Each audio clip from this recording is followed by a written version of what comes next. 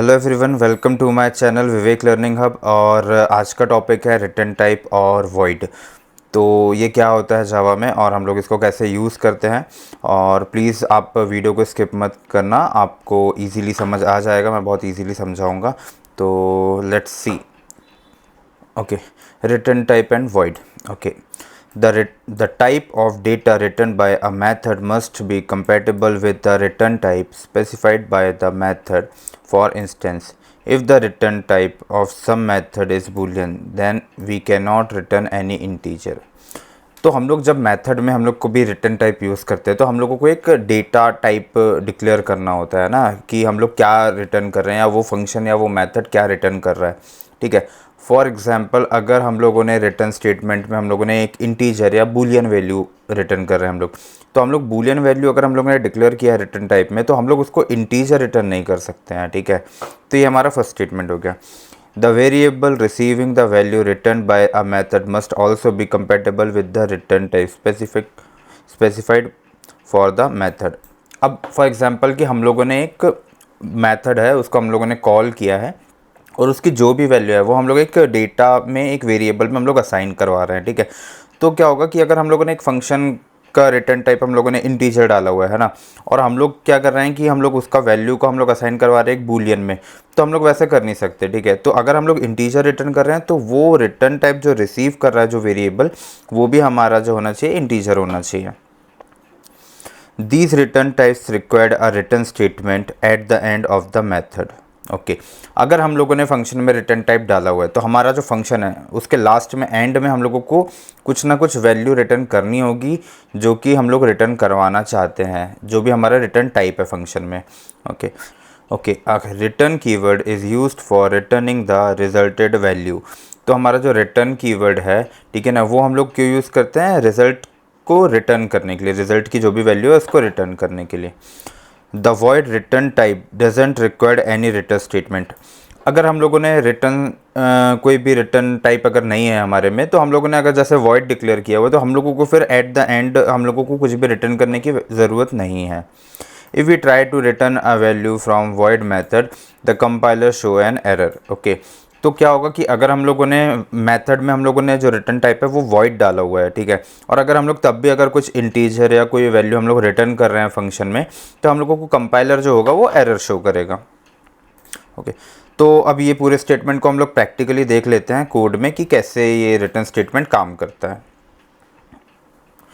तो ये मेरी सैम्पल रिटर्न एक क्लास है, ठीक है। इसके अंदर पे मैंने एक मेन फंक्शन डिक्लेयर किया हुआ है और मैंने आपको हमेशा, मैं प्रोग्राम जब लिखता हूँ तो आपको बता देता हूँ कि हमारा ये एक मेन फंक्शन होना चाहिए, क्योंकि कंपाइलर यहीं से हमारे टास्क को स्टार्ट करता है, यहीं से ही वो कंपाइलर मेन फंक्शन को ही चेक करता है और फिर वहाँ से प्रोग्राम को एग्जीक्यूट करना स्टार्ट करता है।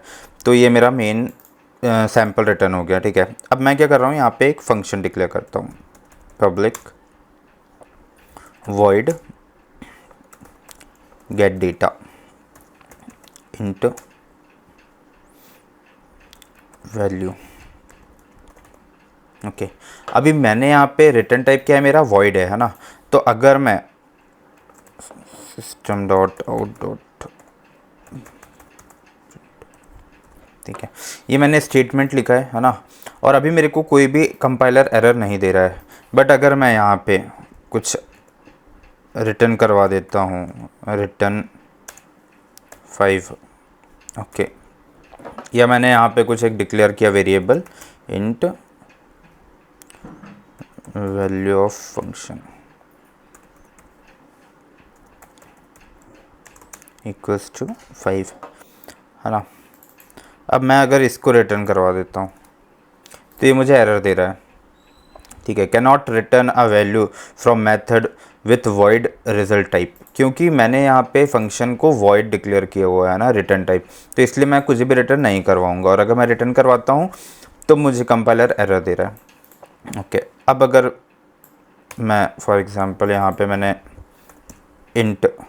रिटर्न टाइप यहाँ पे इंटीजर डाल दिया, ठीक है, अभी मुझे ये एरर दे रहा है मिसिंग रिटर्न स्टेटमेंट, करेक्ट। तो मुझे क्या करना पड़ेगा, अभी रिटर्न करवाना पड़ेगा। तो अभी मेरी ये जो वैल्यू आ रही है, अभी मैं इसी वैल्यू को रिटर्न करवा सकता हूँ, ठीक है। तो रिटर्न करवाने के लिए क्या यूज़ करना पड़ेगा, हमारा रिटर्न कीवर्ड और जो भी हम लोगों को वैल्यू रिटर्न करवानी है वो, तो अब ये रिटर्न हो गया। ठीक है, अब अगर मैं इसको रन करता हूँ, मैं ये स्टेटमेंट हटा देता हूँ, मैं डायरेक्टली ये वैल्यू रिटर्न करवाता हूँ, है ना। अब मैं, हाँ, तो ये हमारी एक नॉन स्टैटिक मेथड है, तो हम लोगों को इसको कॉल करने के लिए क्लास का ऑब्जेक्ट बनाना पड़ेगा। तो मैं पहले क्लास का ऑब्जेक्ट बना लेता हूँ, न्यू। ठीक है, ये हो गया मेरा क्लास का ऑब्जेक्ट। अब मैं इसी क्लास का एक रेफरेंस वेरिएबल बना देता हूँ, okay, s1 equals to this. अब हम लोग रेफरेंस वेरिएबल क्यों बनाते हैं?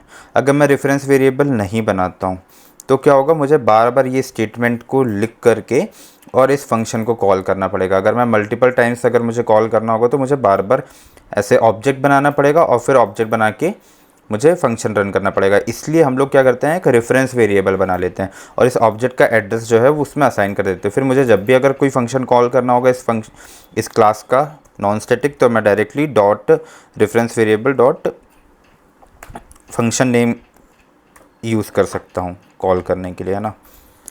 अभी ये मैंने रिटर्न करवा दिया। अब मैं इसको सेव करता हूँ और देखते हैं कि ये क्या करता है।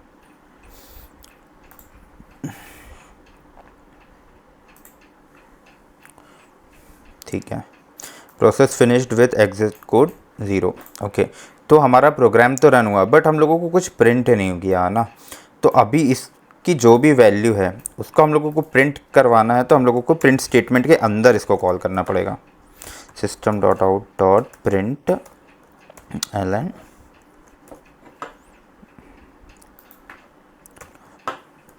ठीक है, अब मैं ये क्या कर रहा हूँ, अब मैं इस फंक्शन को कॉल कर रहा हूँ, तो ये फंक्शन जब इसके अंदर जाएगा और फिर ये इसकी जो भी वैल्यू है उसको ये रिटर्न करेगा।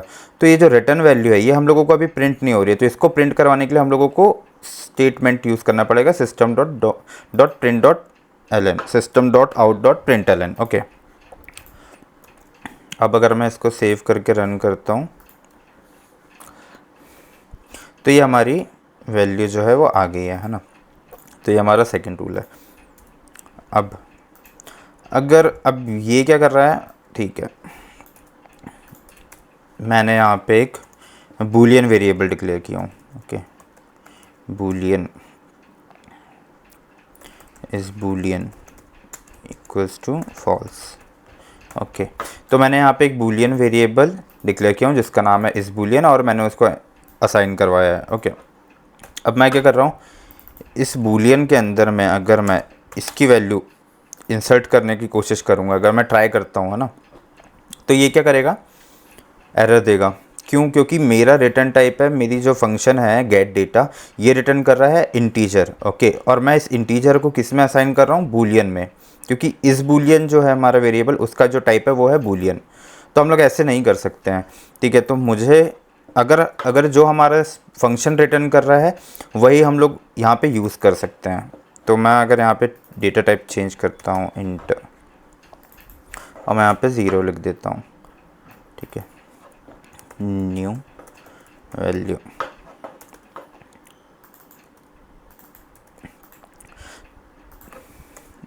अब मैं ये न्यू वैल्यू को अगर प्रिंट करवाता हूँ तो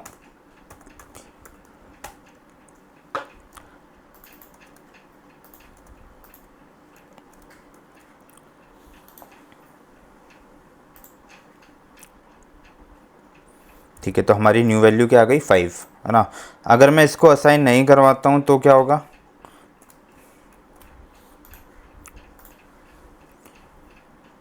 ज़ीरो प्रिंट हो रहा है। क्यों ज़ीरो प्रिंट हो रहा है? क्योंकि मैंने यहाँ पे न्यू वैल्यू को डिक्लेयर किया है और मैंने असाइन करवाया है 0। ओके, इनिशियलाइजेशन जो है मेरा वो 0 है ना।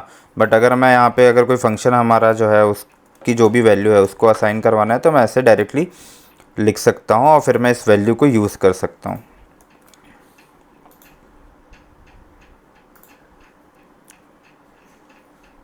तो ये हो गया हमारा न्यू वैल्यू 5। तो ऐसे हम लोग कभी भी यूज़ कर सकते हैं। फॉर एग्जांपल अगर मैं इस फंक्शन में लिख देता हूँ num1 कॉमा इंट num2 और मैं यहाँ पे लिख देता हूँ रिटर्न num1 प्लस num2, ठीक है, और मैं यहाँ पे 5 और 7 पास कर देता हूँ।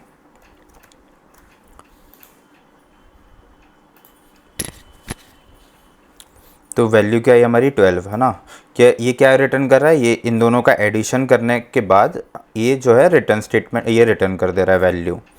अभी अगर मैं इससे रिटर्न वैल्यू को हटा देता हूँ तो ये मुझे एरर दे रहा है यहाँ पे, है ना, मिसिंग रिटर्न स्टेटमेंट। इसलिए हम लोगों को फंक्शन के एंड में एक रिटर्न स्टेटमेंट लगाना पड़ता है अगर हम लोग कि फंक्शन में कोई रिटर्न टाइप डिक्लेयर किए हैं। तो अगर हम लोग वॉइड डिक्लेयर कर देते हैं तो हमको इस फंक्शन से कुछ भी रिटर्न नहीं करवाने की ज़रूरत है, और अगर हम रिटर्न करवाते हैं तो हमको ये एरर थ्रो करेगा। ओके, तो ये था हमारा रिटर्न टाइप और वॉइड का डिफरेंस और कैसे यूज़ करते हैं। Okay everyone, thank you so much for watching this video. I hope आपको रिटर्न टाइप और वॉइड में डिफरेंस समझ आ गया होगा और कैसे यूज़ करते हैं आपको समझ आ गया होगा।